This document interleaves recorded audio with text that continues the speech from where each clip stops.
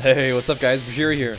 So today I've got some 3v3 arena as a warrior, warlock, druid. This is on EU and I was playing with Hotted and someone from the stream we found named Davex. Thought some WLD might be fun. And we're all in honor gear, so sometimes these games can get pretty hectic. But they were a ton of fun, so I definitely want to share these with you. So we're going to start off fighting a Holy Paladin, Frost Mage, Monk.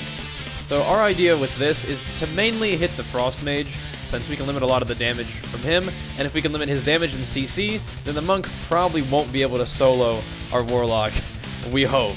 So we're going to get an Ice Block out of the Mage, and I'm going to switch to the Monk with the cooldowns, since I use my cooldowns to get the Ice Block out of the Mage. Might as well hit something while your cooldowns are up.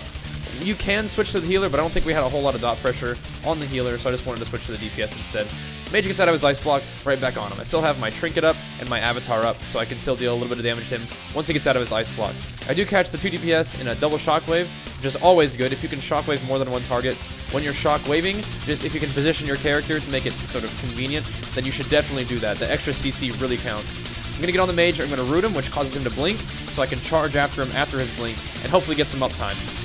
I do end up getting Nova and Deep Frozen, but that's not a big deal. Once again, I catch the Monk and the Mage in a Shockwave. I'm going to focus Shattering through the Paladin's bubble, because I want to let my Warlock continue to get the counter spells and fears on the Paladin that let us get so much pressure on these guys. The Mage tries to get away from me. I'm going to charge right back to him. Meanwhile, I'm on the Mage. The Monk is on my Warlock. My Warlock's about half health, so if I can land another Shockwave on both of them, I will. That's exactly what I do. I Shockwave the Monk and the Mage at the same time. I'm going to switch to the Monk to try to go ahead and increase that spread pressure that WLD has. If it makes the Paladin heal the Monk more than the Mage, then that's actually what we want for right now. Because the Mage gets feared in a really bad spot, so I'm going to switch to the Mage, pop my Trinket, see if I can get some damage out on him. Pummel his Frost Bomb, which causes him to blink. I'm going to leap right on top of him and keep my pressure up. Another double Shockwave on the Monk and the Mage, but I'm in a Ring of Frost, so I'm not able to quite get that kill before the Mage Ice Blocks. No problem, switch right to the Monk runs away. Now, both DPS are hovering at about 25%, which is exactly what you want to see when you're playing a warrior-log combo. With any healer, really, your idea is the same, is to get multiple members on the team low enough where you can switch to one of them and score a kill. At this point, I'm thinking about switching to the Monk, but because he got feared in such a bad spot, but I get Nova, so I can't quite do it. I'm going to charge over to the Paladin, try to Shockwave them both, but I miss the Paladin in the Shockwave, the Mage blinks away anyway. So at this point, we get double stunned by the Monk, and I'm going to Trinket that stun and fear the Monk way out of the game again. Although he's able to come back, and I'm going to keep my pressure up on the Mage. Having multiple targets low as WLD, like I was saying, is really, really good, and you'll see this happen throughout the video, is we'll actually get 2 targets low, and we'll start to split. I don't necessarily recommend that as the best strategy, but these games were in honor gear on EU at about 1800 MMR, so a lot of it was just for fun. So trying sort of unconventional strats like that is definitely one of the things I enjoy when I'm playing my EU alt, because you know, it's for fun. So this match we're up against a Holy Paladin Shadow Priest Rogue, which is a pretty bursty comp and pretty scary. If you can get caught without a Trinket by the Rogue, you can definitely die in a Smoke Bomb, just like Cataclysm. So here's our Smoke Bomb. I do have my Trinket, so I'm able to Trinket, leap out. Pretty standard. At this point, we're starting to get our pressure going on their team. I pop cooldowns on the Rogue, he gets bopped, and life stripped away from me at low health. So I'm going to switch immediately to the Priest. Root the Priest, did some damage up on him, he disperses away. I Shockwave the Paladin, we clone the Rogue low, and as soon as he gets out of that clone, I'm right back on the Rogue. The Paladin is pouring all his heals into the Rogue, while the Shadow Priest is actually just ticking away with dots. So the Shadow Priest is trying to build some pressure on our team. We're all full health, and you can see the Rogue is getting chopped. I'm going to switch to the Priest here, because I see that he's trying to go fear Hotted. I do not want him to start getting fears on our healer, which will result in a pretty much infinite CC chain from Shadow Priest, Rogue, and a Holy Paladin. The Rogue goes over to try to kill Hotted, which means no peels for the Shadow Priest. Paladin's having to eat full CC, and we're able to score a kill on the Shadow Priest. This next comp is going to be Kitty Cleave. This is very scary for us, since we're all in honor gear, and 2 of the members of our team are very, very squishy, and very susceptible to dying to this intense physical damage that Kitty Cleave can put out. So, initially I'm going to start on the Warrior, I'm going to root him and try to keep him away from my Warlock for now. Because once the 2 DPS can connect, that's when things get scary. So the Druid's going to open up on my Warlock, but he's going to eat 2 clones back to back from Hotted. We get the Paladin into a fear right there, which he trinkets, so he's going to be susceptible to CC later on down the line. The Warrior's really low, I have a taste for Blood Stack, so I'm going to pop all of my cooldowns and see if I can't get a kill on this Warrior, or at least spread some pressure around.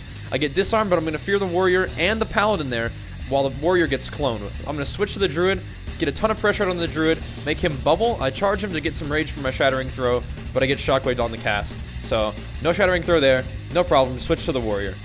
I get feared here, but I'm going to Zerker Rage that, and I'm going to Shockwave the Paladin. Because we're trying to get this Paladin in as much CC as possible. The Warrior jumps away from me and charges back. I'm just going to hit the Druid at this point, because the Paladin is in a full fear, and my Warlock is channeling a Drained Soul on the Warrior, which is going to kill him while I'm in a Shockwave. So that game was really fun, and it was a pretty much perfect example of WLD at its finest. We were able to keep one person out of the game at all times, which let us build our pressure, thus allowing us to continue to keep somebody out of the game at all times, since Hotted was able to Cyclone and CC more than just having to heal, since we were up on the pressure. So this game, it's against the same Kitty Cleave, same principle. Although this time they do connect to Hotted, which is insane. They're doing 1,000,000 damage to him, and he's trying to run away, running for his life against this Warrior. Right at the beginning of the game, I was able to get a double Shockwave on the Warrior and the Druid, and then I was able to get a triple fear on their whole team, which caused the Paladin and the Feral Druid to bubble. So these guys are not messing around. They're not in it for the long haul. They're going to Zerg Hotted down or die trying. At this point in the game, we've kind of recovered from their initial damage. The Warrior and the Druid are sitting at about 80% health, but they're still training Hotted to the ground. So I'm going to Heroic Leap around the corner, try to catch both of them in a Shockwave, but the Shockwave only hits the Druid. But it does catch him in kitty form, so I'm able to deal a lot of damage to him while he's LOS of his healer, and his healer's in a fear anyway. So he's going to go into bear form, but Hotted's so low health, he's almost dead, so I'm trying to throw my damage reduction banner down for him, and I'm trying to peel these two, but since they're going so ham, that they're actually both dropping around 30% health. The Warrior tries a Heroic Leap to the box. I'm going to follow him and catch him with a Shockwave, dealing a lot of damage to this Warrior. I get Shockwaved as well, but as you can see over there, the Druid's also ticking to the Warlock dots. The Paladin is in a full Cyclone. The Warrior's low health. We're almost able to kill him, but he gets bopped. I see the Feral Druid feared all the way across the map. So I'm going to Heroic Leap over there and try to get a kill on this guy. He does knock me back. I try to Shockwave him, but it's a little bit too slow, thanks EU lag. Luckily for me, my bleeds do tick and secure the kill on the Druid while the Warrior's at really, really low health as well.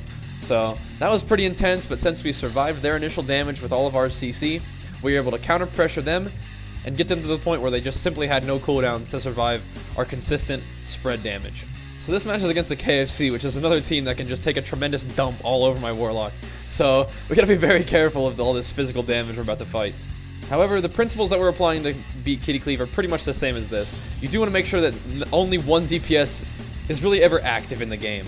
You don't want to let both these guys connect on somebody because they'll deal a ton of damage. I see the Warrior popping cooldowns, so I'm going to pop cooldowns of my own, which makes the Shaman panic, pop his Ascendance, his Spirit Link Totem, his Healing Stream Totem. So the Hunter deters anyway, so I'm just going to go ahead and kill these totems. I kill the Spirit Link Totem, charge over, kill that Healing Tide Totem. I see this Shaman casting a Hex on me, so I'm going to reflect that and immediately continue my pressure on the Hunter.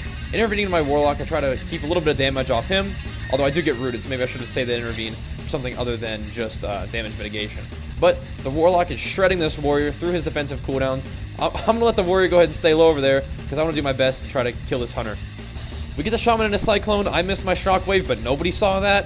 Going to continue my pressure on this Hunter while the Warrior is just sitting over there low. As soon as the Hunter deterrences, I'm going to immediately switch over to the Warrior.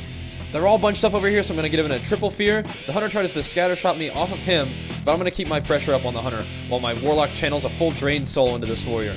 Again, this is exactly where you want to be as WLD.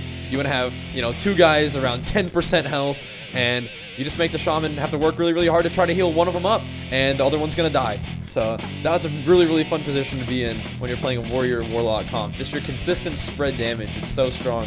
And especially if you have someone who's heads up on their Cyclones like Hotted is, you can either clone somebody low or just cycle through Cyclone DR, keep people out of the game, and let your pressure really, really reach its full potential and just shred the other team. So this match is up against that same Kitty Cleave. We're going to start off really hard on the Warrior, get him down to about 30% health, while his Paladin's in a full fear behind the boxes. The Paladin comes out from the boxes, tries to heal his Warrior up, but I'm not even going to worry about the Warrior at this point. I'm just going to charge straight over to the Feral, Warbringer, stun him into a Shockwave, try to deal some damage to him and get him to bubble.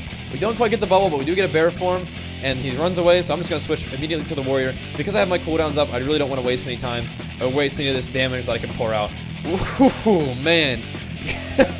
We get the Paladin into a full CC and a full Cyclone. We just crushed that Warrior. Man, I was playing with Warbringer this game. I'm not really sure if it made a huge difference, but man, that was a pretty sweet game. Alright, for the last game of this video, we're going to be fighting against a Warrior, Holy Paladin, Frost Mage. playing as Warbringer again, just to you know, test it out and see what it's like. This is definitely one of the things I like doing on EU, is just trying out new comps, trying out new specs, and just seeing how it goes, having some fun. Anyway, I'm gonna get Shockwave stunned, and the mage is opening up hard on our Warlock. I get full feared, I'm gonna Zerker Rage this, and try to start my damage up on this mage. The beginning of this game has been pretty rough for me. Haven't really been able to do much, definitely haven't been a very productive member of our team, and I'm now sitting in a Ring of Frost while Hotted is taking a ton of damage. I really don't want to trinket this Ring of Frost, because I think I can sit it and Hotted can survive, but it's getting real nasty down there. Hotted ports back up to the top of the bridge like a beast, and I'm going to charge this mage and try to get my damage up on him. I'm popping cooldowns here to counter pressure, and their paladin pops his bubble so that he can keep his mage up. Unfortunately for them, he still has to ice block, so that's 2 immunity effects that we no longer have to worry about. Since the mage ice blocked, I'm going to turn immediately on the warrior and try to keep our damage up, just, you know, using all our spread pressure to its maximum efficiency here. Getting the warrior down to about 30% health, he runs away from me. I'm going to switch to the mage, pummel his polymorph so he can't blink away. I'm going to shockwave the warrior and the mage. The mage blinks away from his paladin and dies. So, but honestly, there really wasn't much that the paladin could have done because he has no trinket, sitting in full fear, then he gets into a bash. So, yeah. But once again, you see the warrior's really low too. So if he wasn't somehow able to pick up the mage, maybe we would have killed the warrior. Man, WLD is a lot of fun. Definitely look forward to playing it more on EU. Hope you guys enjoyed this video. I've got more games for at least one more video with Hotted and Davex. So if you guys enjoyed this video, let me know. Be happy to post that one. Thanks for watching, guys. See you next time. Peace.